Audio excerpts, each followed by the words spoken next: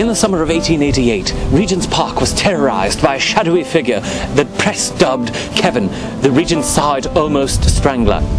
But because of Jack the Ripper's flashier name and more horrific deeds, Kevin largely fell off the pages of history. What I hope to do in this documentary is retrace the steps of this mysterious man that I have dubbed Kevin, the Regentside Almost-Strangler.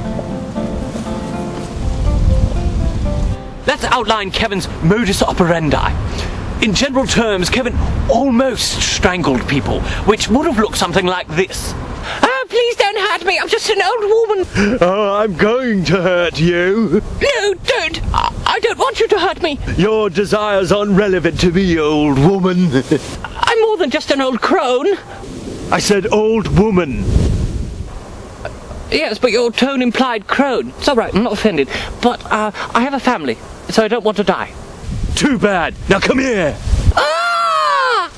What's interesting about Kevin is that he would only ever almost strangle his victims. He would leave them gasping for air and very badly shaken, but very much alive, before stabbing them. What's interesting is that Kevin would stab his victims in places unlikely to cause death, such as the earlobe or the webbing between webbed toes, if his victim had webbed toes, like a duck or a homeless person. But then dawned the summer of 1888.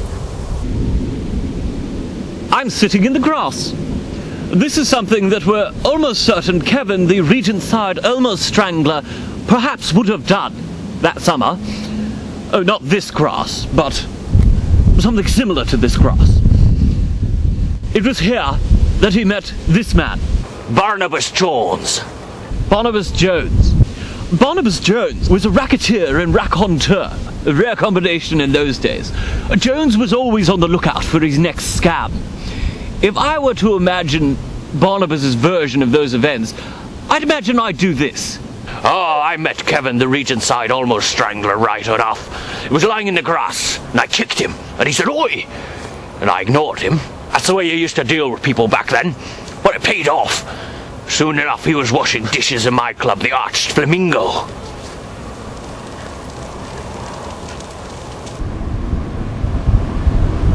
That job washing dishes meant more to Kevin than he could have possibly realized. Soon he was washing pork platters. The pork platters became butter churns. The butter churns became grass catchers from lawnmowers, and that brings us back to grass, as this chilling reenactment shows. Grass, grass, grass, grass, grass. And that was to kickstart Kevin in an orgy of very nearly violence that shook this park to its very core. I'm going to strangle you. That's you getting strangled, isn't it? Oh, I'm going to kill you! Grandma made sweet butter tarts, didn't she? Margaret Thatcher!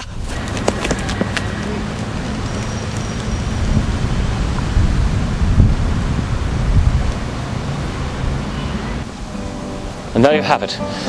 It's a sordid tale of gunpowder, petticoats, and the British Raj.